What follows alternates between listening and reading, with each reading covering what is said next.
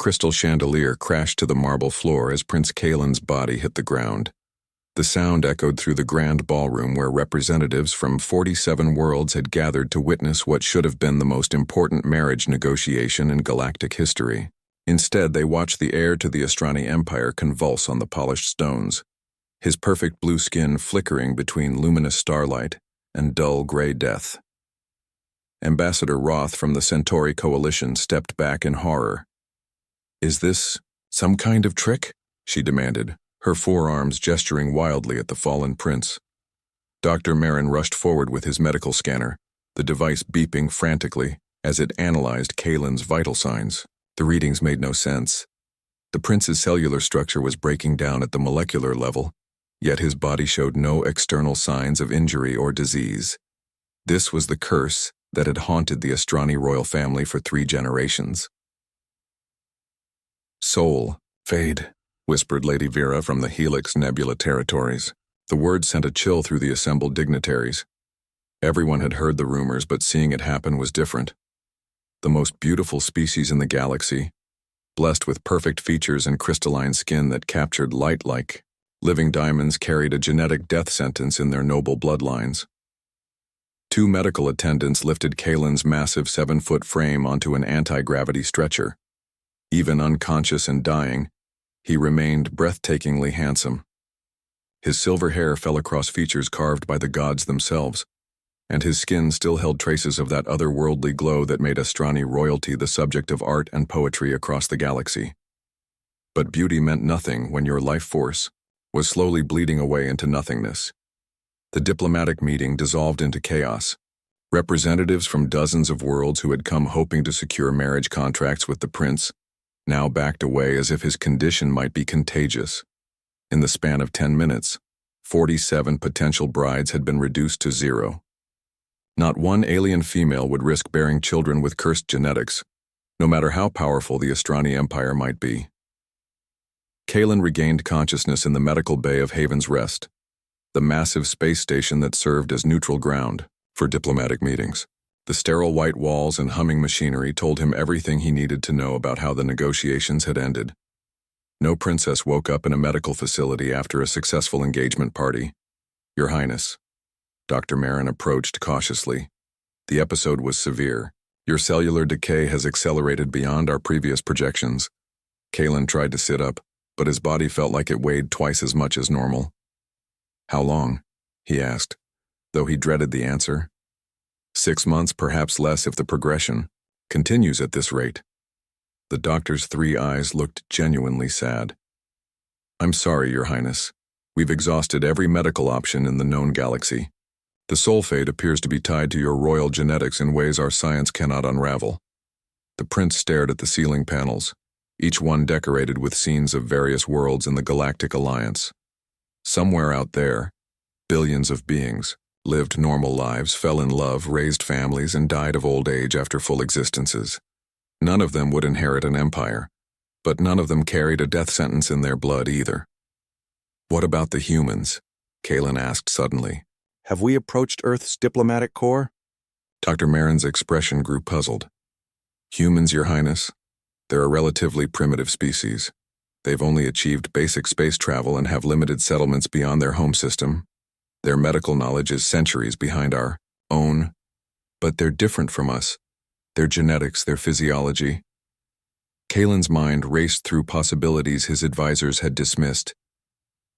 "Every other species we've approached shares similar evolutionary paths, silicon-based or carbon-based, but all following logical development patterns. Humans are chaotic, unpredictable. That's precisely why they wouldn't be suitable marriage partners, Your Highness. Their emotional instability and primitive social structures make them poor candidates for royal unions. Besides, their lifespan is barely a century. You would outlive any human bride by several thousand years, assuming you weren't affected by the soul fade." Kalen closed his eyes, feeling the familiar burning sensation that signaled another wave of cellular breakdown beginning. His royal bloodline stretched back 10,000 years, built on strategic marriages and careful genetic selection. His ancestors had created the most beautiful, intelligent, and powerful beings in the galaxy. They had also created a curse that would end Their line forever. Send word to my sister, he said quietly. Tell Princess Nara she needs to prepare for the possibility of ruling, and cancel all remaining marriage negotiations. I won't subject another potential bride to the spectacle of watching me die. Dr. Marin nodded sadly and left the room, leaving Kalen alone with his thoughts and the steady beeping of life support monitors. Through the viewport, he could see ships from dozens of worlds departing Haven's Rest. The diplomatic mission had failed completely. Not only had he secured no marriage, alliance, but word of his public collapse would spread throughout the galaxy within days. Every enemy of the Astrani Empire would begin making plans for the chaos that would follow his death. The prince had been trained from birth to rule, to make decisions that affected trillions of lives across 12 star systems. He understood military strategy, economic policy, and diplomatic protocol. But nothing had prepared him for the simple reality of dying alone, while his empire slowly crumbled around him. Outside his medical room, the space station continued its normal operations. Traders negotiated deals, diplomats held meetings, and maintenance workers kept the massive structure running smoothly. Life went on for everyone else, while Kalen faced the countdown to his own extinction. 6 months to find a miracle that the greatest scientific minds in the galaxy had already declared impossible. The irony wasn't lost on him. The most desired bachelor in galactic history, courted by princesses and sought after by queens, would die without ever experiencing the simple companionship his subjects took for granted. Power and beauty meant nothing when they came wrapped in a genetic curse that no amount of wealth or influence could break. The mop bucket wheels squeaked as Ruby Martinez pushed her cleaning cart down Corridor 7 Alpha at 3 in the morning. Station time never matched her body's natural rhythm, but night shift paid better and meant fewer crowds to work around. She hummed an old Earth song her grandmother used to sing, the melody echoing softly off the metal walls of Haven's Rest. Ruby had been cleaning these same corridors for 8 years now, ever since the mining accident on Kepler 7 left her with a bad back and limited job options. At 34, she wasn't getting any younger, and her savings account wasn't getting any bigger. But the work was steady, the other night shift workers were friendly enough, and she could send money back to her sister's kids on Earth every month. She rounded the corner near the diplomatic medical wing and stopped short. A massive blue-skinned alien lay crumpled on the floor, his long silver hair spread around him like spilled mercury. Ruby had seen enough species come through Haven's Rest to recognize Astrani features, though she'd never seen one this close before. They usually traveled with enough security to keep the cleaning staff well away. "Hey, you okay?" Ruby called out, though the figure clearly wasn't. His breathing looked shallow, and his skin was flickering between bright blue and an alarming gray color. She looked around for security cameras or call buttons, but this section of corridor had been having communication issues for weeks. Ruby sighed and parked her cart against the wall. Her supervisor always told the cleaning crew to mind their own business and never get involved with station politics, but she couldn't just walk away from someone who might be dying. Ruby knelt beside the alien, surprised by how warm his skin felt. "Can you hear me?" she asked, checking his pulse the way her mother had taught her during her brief stint as a nurse's aide. His heart was beating, but the rhythm seemed strange, like it was struggling to maintain proper circulation. The alien's eyes fluttered open, revealing irises that looked like captured starlight. For a moment he seemed confused about where he was or who was speaking to him. Then his gaze focused on Ruby's face and his expression shifted to something like surprise. "You're human," he said weakly, his voice carrying an accent Ruby couldn't place. "Last time I checked," she replied, trying to keep her tone light. "What happened? Do you need me to call medical?" "Medical cannot help," he said, struggling to sit up. Ruby instinctively reached out to steady him, noting that he had to weigh at least twice what she did. "This is a genetic condition. There is no cure." Ruby frowned. She'd heard that line before from her brother when he was drinking too much, and from her ex-husband when he refused to see a doctor about his cough that turned out to be pneumonia. That's what they all say until they find the right treatment. "Come on, let's get you somewhere more comfortable than the floor." The alien looked at her as if she'd suggested something impossible. "You would help me?" even not knowing who I am, or what I might carry. You're someone who needs help, Ruby said simply. That's all I need to know. Can you walk if I support you? With considerable effort, and Ruby bearing more weight than her back really appreciated, they made it to the medical bay. The automated systems immediately began scanning the alien, displaying readings that meant nothing to Ruby but seemed to alarm the diagnostic computers. Warning: unknown genetic anomaly detected. Cellular breakdown in progress. Recommend immediate isolation protocols, the computer announced in its cheerfully unhelpful voice. Oh, shut up, Ruby told the machine, helping the alien onto one of the examination beds. Can't you see he's already sick? Run some helpful diagnostics instead of stating the obvious. The alien stared at her with something like wonder. You're not afraid of contagion? Ruby shrugged. If it was contagious, you probably wouldn't be walking around diplomatic areas. Besides, I've been exposed to every bug in the galaxy working on this station. My immune system is probably tougher than most military shields by now. She found a thermal blanket and draped it over him, then located the controls for the bed's position adjustment. Better? Much, he said quietly. I am Kalen. Ruby. Nice to meet you. Even under weird circumstances, she settled into the chair beside his bed, studying his features with curious interest rather than the awe most beings showed around Astrani royalty. So what's this genetic condition? Something hereditary? Kalen found himself explaining soul fade to someone who listened without flinching or making excuses to leave.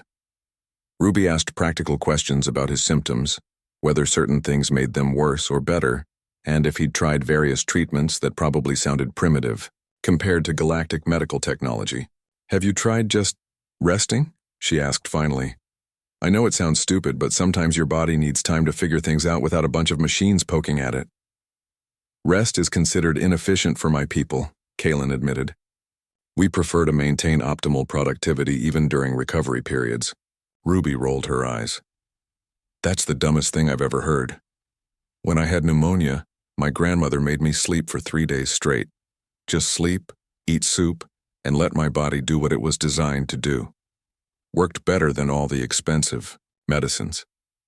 She stayed with him for the rest of her shift, adjusting his blanket when the station's climate control got uneven, bringing him water when his throat got dry, and talking about her life in a way that made it sound interesting instead of ordinary.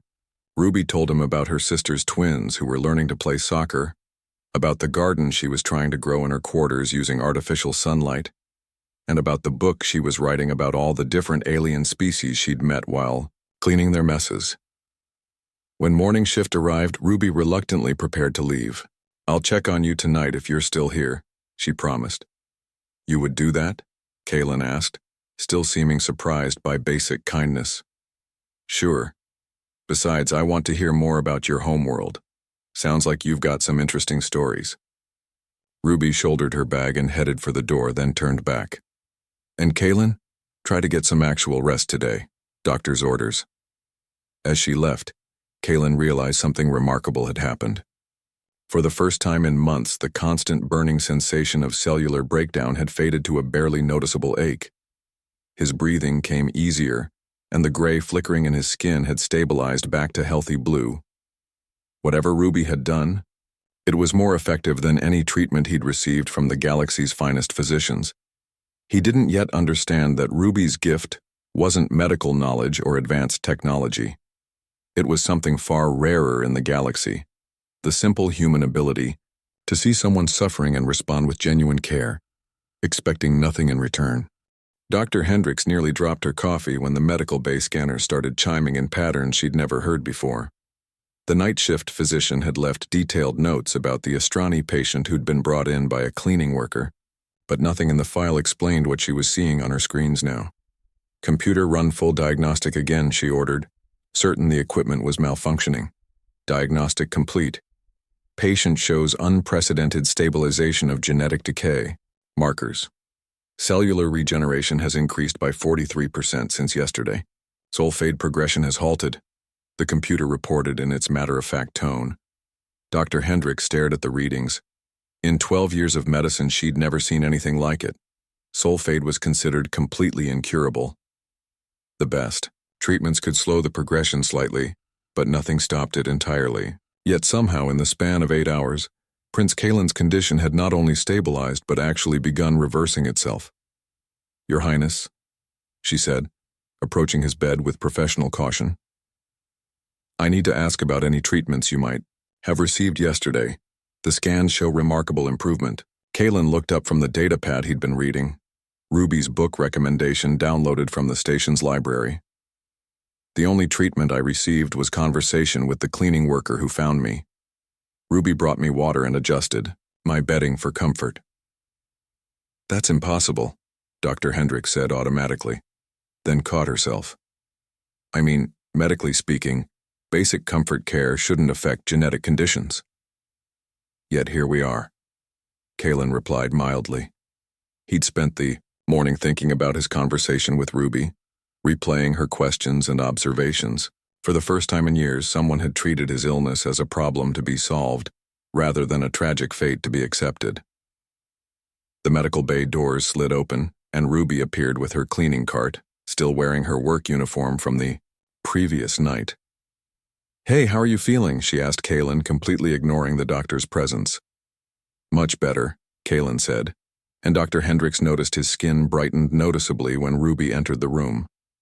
The medical scanners registered corresponding improvements in his vital signs. "That's great. I brought you some real food," Ruby said, producing a thermos from her cart. "Station medical food is terrible. This is vegetable soup from my hydroponic garden. Nothing fancy, but it's got actual nutrients." Dr. Hendricks watched in fascination as Ruby bustled around the patient's bedside, chatting about her night shift adventures while making small adjustments to his environment. Each interaction triggered positive responses in Kalen's biometric readings. When Ruby laughed at something he said, his cellular regeneration spiked by nearly 10%. "Excuse me," Dr. Hendricks interrupted. "Ms. Martinez," Ruby supplied, not looking up from arranging flowers she'd apparently brought from somewhere on the station. "Ms. Martinez, I need to understand what you're doing. The patient is showing unprecedented medical improvement, and the only variable that's changed is your presence." Ruby shrugged. "I'm not doing anything special, just treating him like a person instead of a disease." She turned to Kalen. "You said your people don't believe in rest, right? What about emotional support? Do you have friends, family members you talk to about personal stuff?" "Astrani culture values emotional control," Kalen explained. "Personal attachments are considered inefficient." "Well, there's your problem," Ruby said with the confidence of someone who'd raised 3 siblings and managed a household through 2 economic recessions. "Your body is trying to heal, but it doesn't know how because you've never given it permission to be vulnerable. You're fighting the cure along with the disease." Dr. Hendricks felt her medical training warring with the evidence in front of her. "That's not.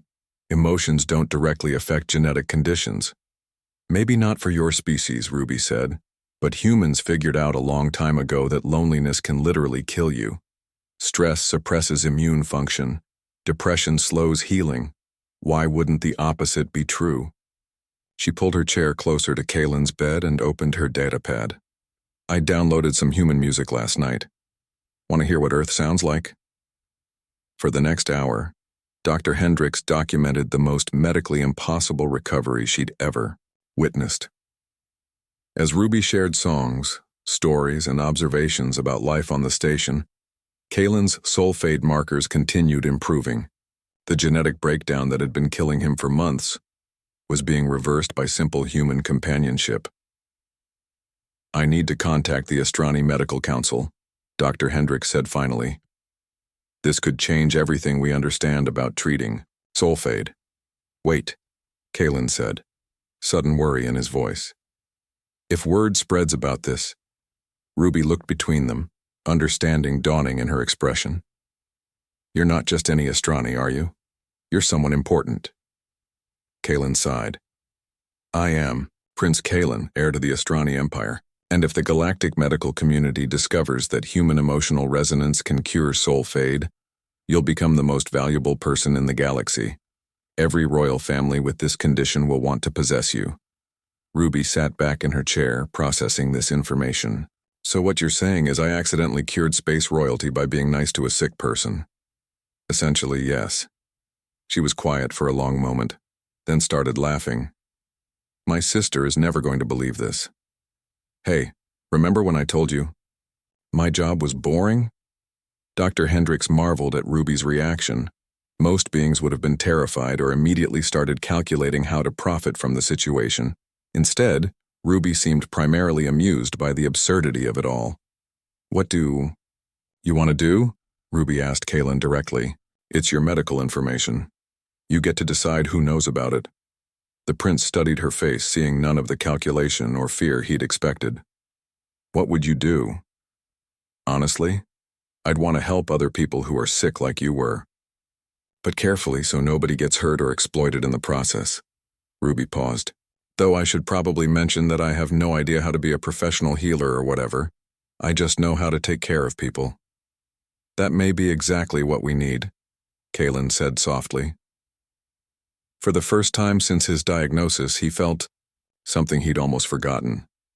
Hope. Dr. Hendricks cleared her throat. If we're going to proceed with any kind of treatment protocol, we'll need to understand the mechanism better. I'd like to run some tests while you two interact if you're both willing. Ruby looked at Kaylin. Your call, Space Prince. He smiled at the nickname, feeling his life force strengthen with each moment of connection. Let's find out how to save my people. Ruby's quarters had never felt smaller than they did with Prince Kaylin folded into her tiny kitchenette chair, watching her prepare dinner with the focused attention of someone discovering an entirely new art form. 3 weeks had passed since Dr. Hendricks published her preliminary findings about human emotional healing, and Ruby's life had become significantly more complicated.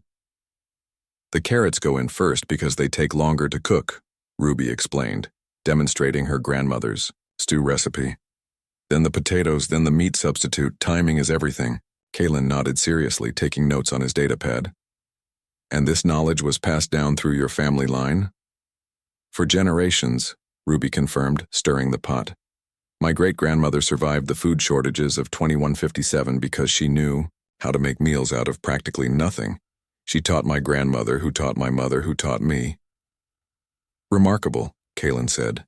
Astrani culture has eliminated the need for such domestic skills through automated food production. We've gained efficiency but lost this. He gestured at the cozy scene, the warm smells, the comfortable routine of shared meal preparation.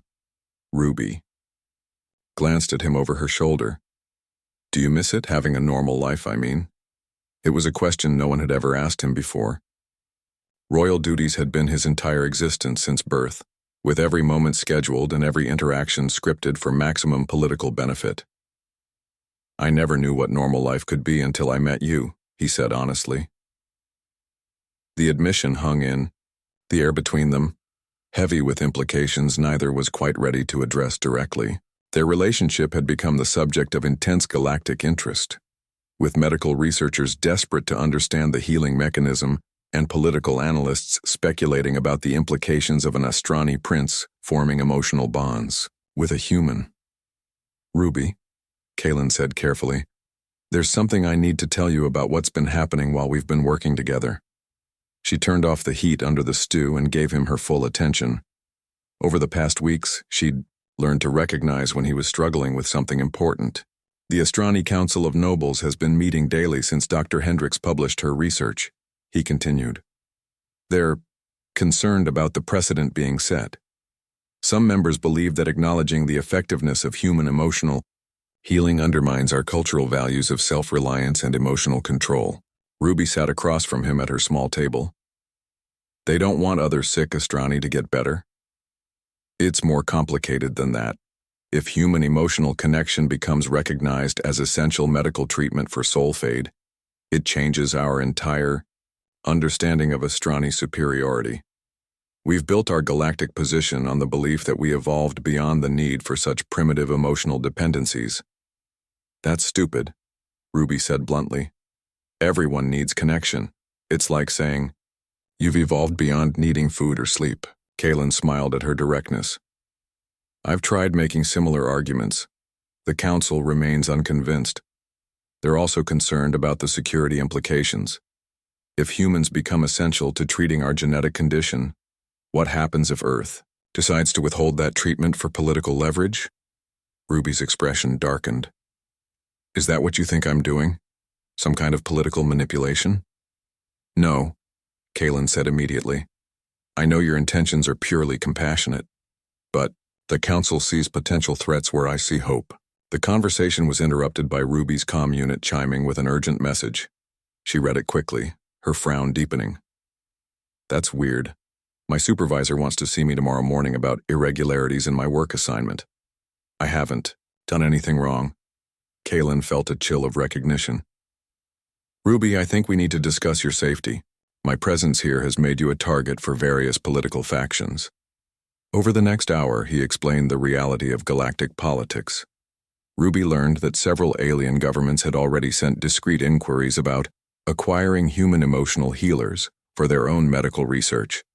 Others had suggested that Earth's small human population made them vulnerable to exploitation, and perhaps the galaxy would be safer if humanity's unique healing abilities were studied in controlled environments.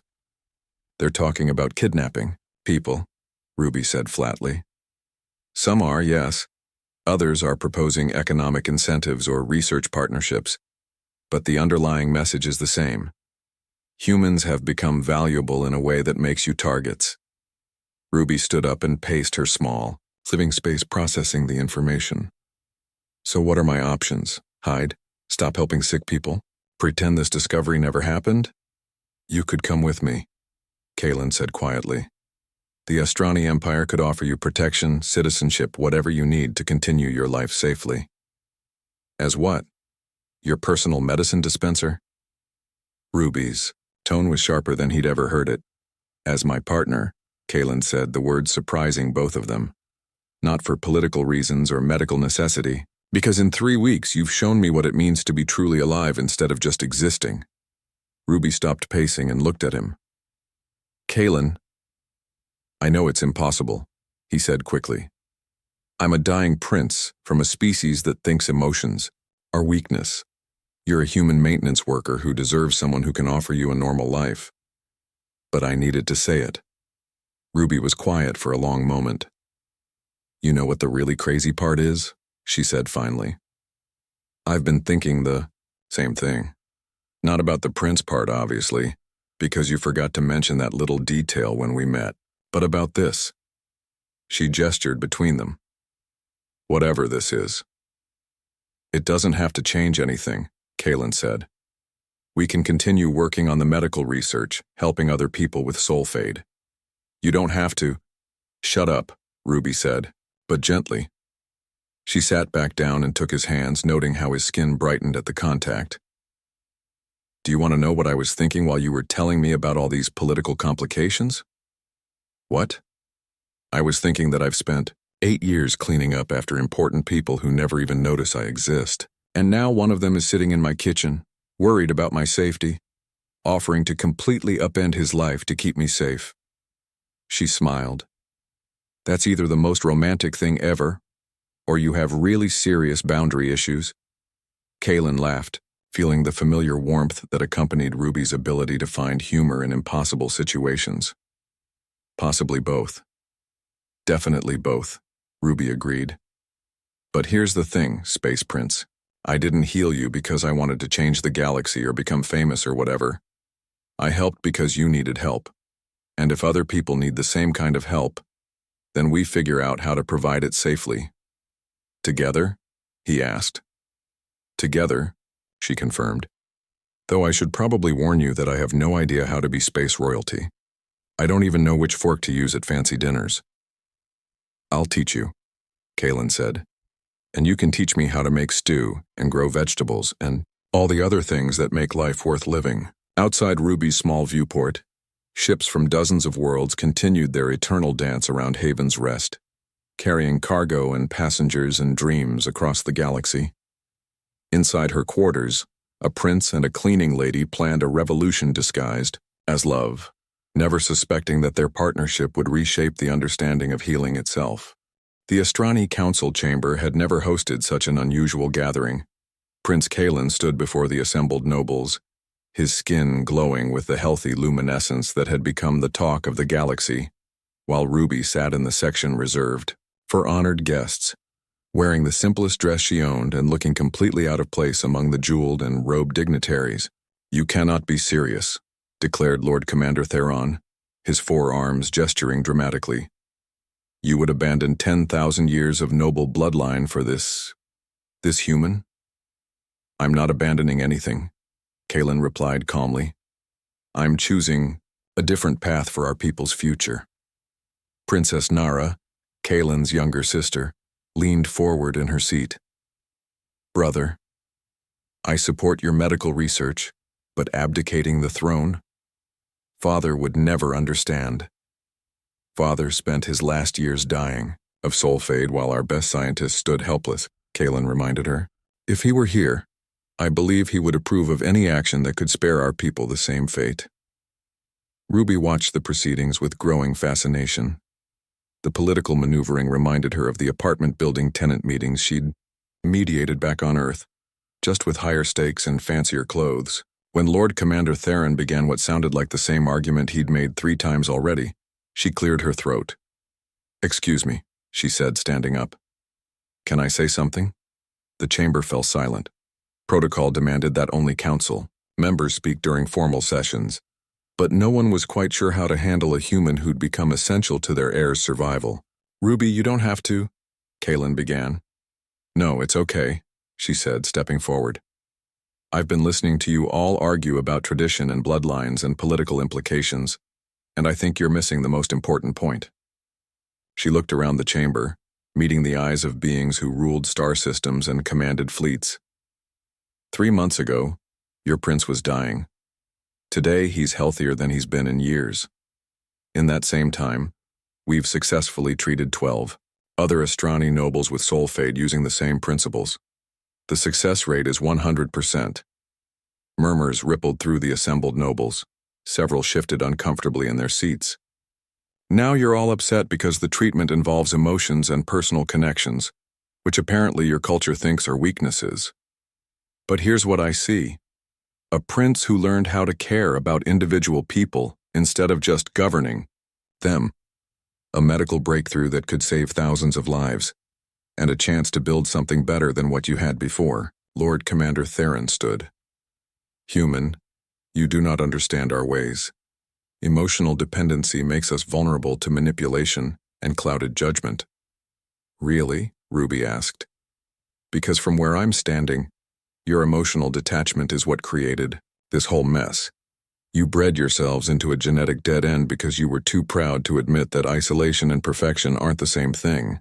The chamber erupted in angry voices. Several nobles demanded that Ruby be removed for insulting their cultural heritage. Others called for sanctions against Earth for allowing such disrespect. Princess Nara stood and raised her hand for silence. "The human speaks harshly," Nara said when quiet returned. "But she also speaks truth. Our pursuit of genetic perfection created soul fade. Our cultural emphasis on emotional control prevented us from discovering the cure. Perhaps it's time to consider that our traditions, while honorable, may be incomplete." Kalen stepped forward. "Which is why I'm proposing a new model.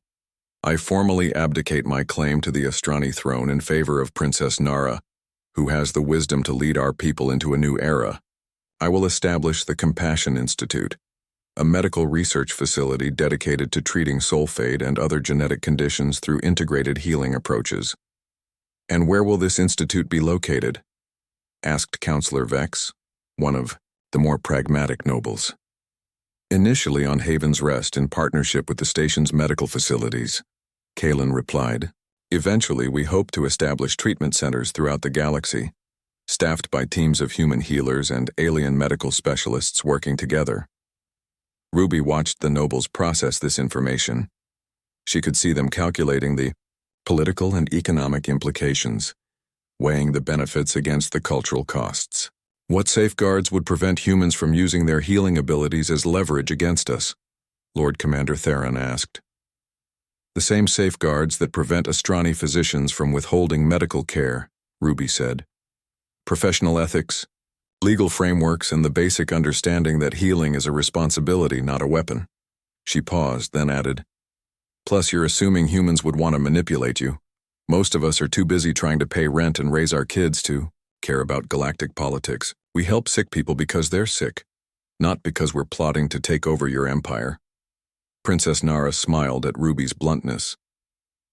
I believe I'm beginning to understand why my brother's condition improved so dramatically. Human directness is quite refreshing after a lifetime of diplomatic language. The formal vote took 3 hours, but the outcome was never really in doubt. The council approved Kalen's abdication and Nara's succession by a significant majority. They also authorized the establishment of the Compassion Institute and agreed to fund research into human emotional healing methods. As the session concluded, Ruby found herself surrounded by nobles wanting to discuss treatment options for their own family members affected by soul fade. She answered their questions with the same practical compassion she'd shown Kalen, offering hope without making promises she couldn't keep. You realize what you've just accomplished? Dr. Hendricks said, finding Ruby in the corridor after the meeting. You've changed the course of Astrani civilization. I helped some sick people get better, Ruby corrected. Everything else is just politics. Kalen joined them, looking relieved and exhausted. Ready to start a revolution? He asked Ruby. I thought we already started one, Ruby replied with a grin. 6 months later, the Compassion Institute occupied an entire wing of Haven's Rest, with plans for expansion already underway. Ruby walked through the treatment centers checking on Nui, patients and staff with the same methodical care she'd once applied to cleaning corridors. The irony wasn't lost on her that she was still taking care of people and making sure things ran smoothly, just with a much more impressive job title. How's our newest patient doing? She asked Dr. Chen, one of the human physicians who'd volunteered for the program after hearing about the breakthrough. Lord Caney responded well to the initial session with Counselor Martinez, Dr. Chen reported. His cellular decay markers have stabilized and he's asking to speak with his estranged daughter for the first time in decades. Ruby nodded approvingly. They'd learned that the healing process worked best when patients reconnected with family relationships they'd neglected in pursuit of Astrani ideals of emotional control. Sometimes the cure for genetic breakdown was as simple as learning how to love and be loved in return. Any word from the Earth delegation? Ruby asked. They're still negotiating the formal partnership agreement, but Dr. Williams confirmed that 50 more human healers will arrive next month. The selection process is focusing on people with natural empathy and strong communication skills rather than formal medical training. Ruby smiled. The Earth government had been surprisingly cooperative once they understood that humans were being recruited as healers rather than research subjects. Apparently, the idea of spreading Earth's compassionate values throughout the galaxy appealed to humanity's sense of purpose. She found Kalen in what had once been a storage bay, now converted into a comfortable meeting space where patients could gather for group healing sessions. He was listening intently to an elderly Astrani female describe her fear of becoming close to her grandchildren when she knew soul fade might take her away from them. The fear of loss kept me from experiencing love, the woman was saying. But dying alone isn't less painful than dying beloved. It's just lonelier. That's exactly right, Ruby said, joining the circle. Connection doesn't eliminate pain, but it makes everything else worthwhile. After the session ended, Ruby and Kalen walked to their favorite observation deck, where ships from hundreds of worlds created streams of light against the star-filled darkness. Any regrets? Ruby asked, settling into the comfortable silence they'd developed over months of working together. About which part? Giving up a throne, revolutionizing medicine, or falling in love with a human who thinks royal protocol is silly? All of the above. Kalen considered the question seriously.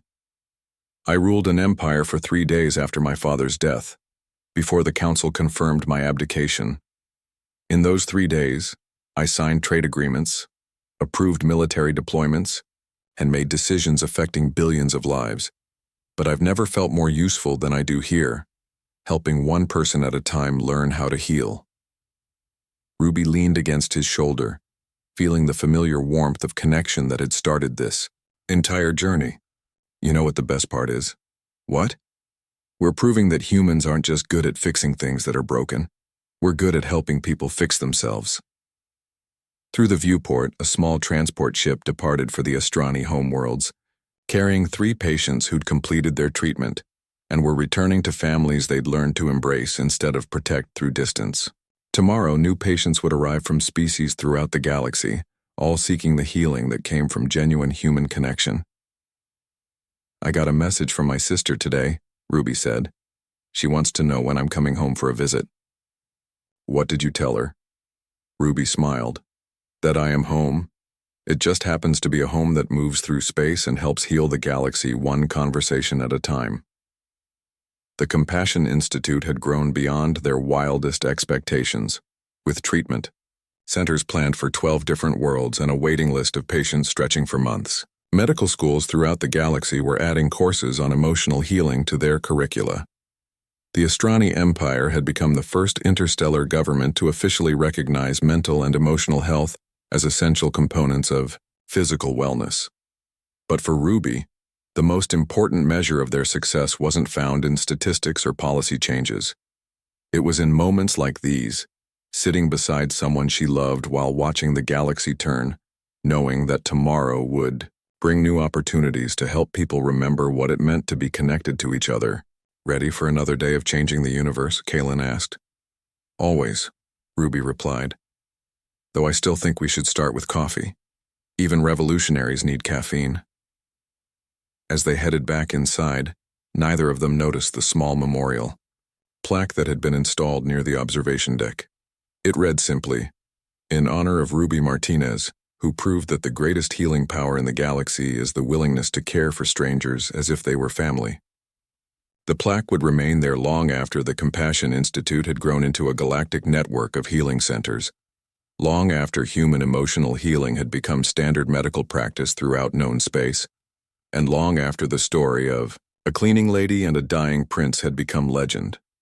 But the spirit it represented would live on in every healer who chose compassion over protocol, in every patient who learned to trust in connection, and in every being who discovered that the strongest force in the universe wasn't technology or conquest, but the simple human gift of genuine care.